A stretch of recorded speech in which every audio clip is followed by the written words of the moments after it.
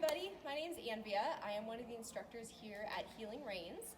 This is our wonderful boy, Toby. He is going to be our demo horse for tacking up today. So Toby's been with us for, 12 or so years, I think.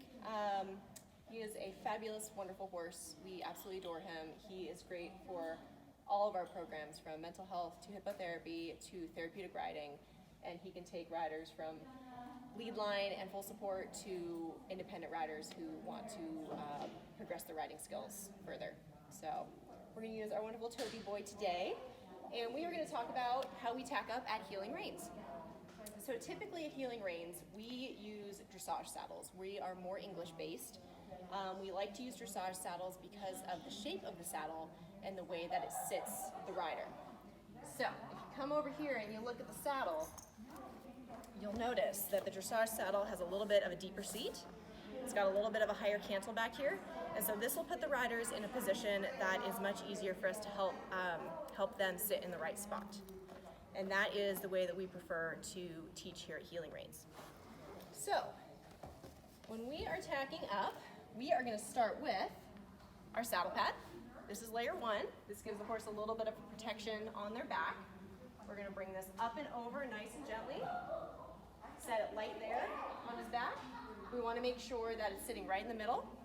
And we want to line it up with about midway on his shoulder here. If we can always start tacking up higher and slide everything back with the hair, we want to try and avoid pushing stuff up against his hair because that's just not comfortable. The next pad that we're going to use is our mats pad. There are many different versions of these types of pads, a half pad. They've got different kinds of filler depending on what your horse's back is like. But this is the one that we use for Toby specifically to keep his back nice and comfortable. We're going to bring this up and over, and you want to sit it in line with your saddle pad, and then you want to make sure that the front portion here that kind of looks like the front part of the saddle is facing towards his ears. The back portion here that looks like the back of the saddle is facing towards his tail. Next, we're going to take our saddle.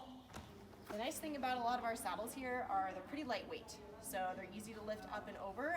It helps our riders who are working on tacking up. It allows them a little bit more independence, and we really like to encourage that.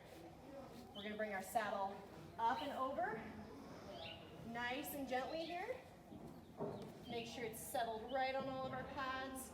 Once I know that everything is in line, the saddle sits just behind the front of the pads here. So we want to give it a little bit of space. We don't want it too far up.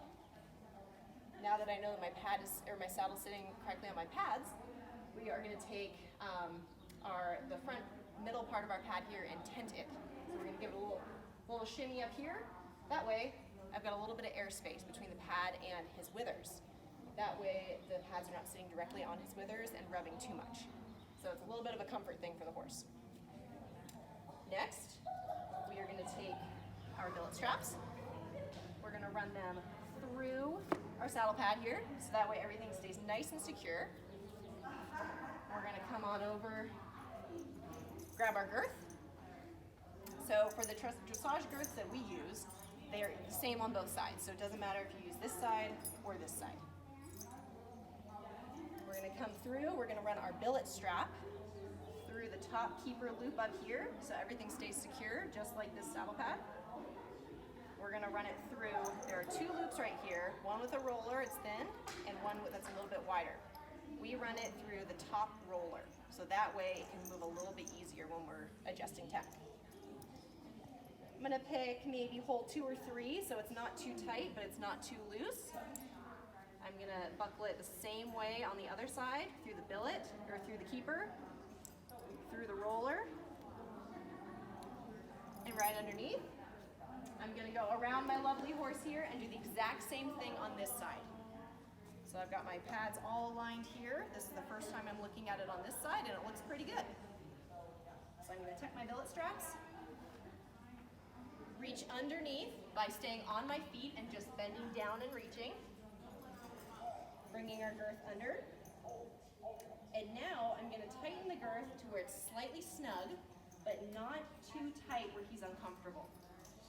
Right now, we just want the girth to be able to stay on safely while the the horse is standing or going for his or her warm-up walk. So it's still a little bit loose. I'm gonna come back around here. I'm gonna tighten up this side again, just so it's somewhat even. And he's got a little bit of airspace. We like to check the girth under here for airspace because that's the bottom of his sternum, and that's where we are focused on comfort for the horse. Not right here, we like to check here. And that is how you tack up with an English saddle. Okay, so next what we're gonna do is we are gonna put on our side pole. We like to use side poles here at Healing Reins for most of our riders while they're learning how to steer, how to use quiet hands, and just overall for the comfort of our horses. So a side pole, for those of you that ride, is basically a bridle without a bit.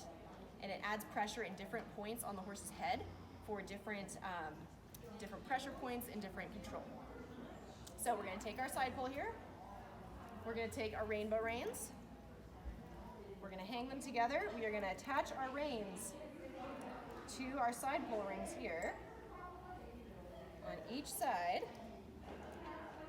Here we go, there we go. Hi Toby, oh, are you awake? We are gonna unwrap our horse from the rail.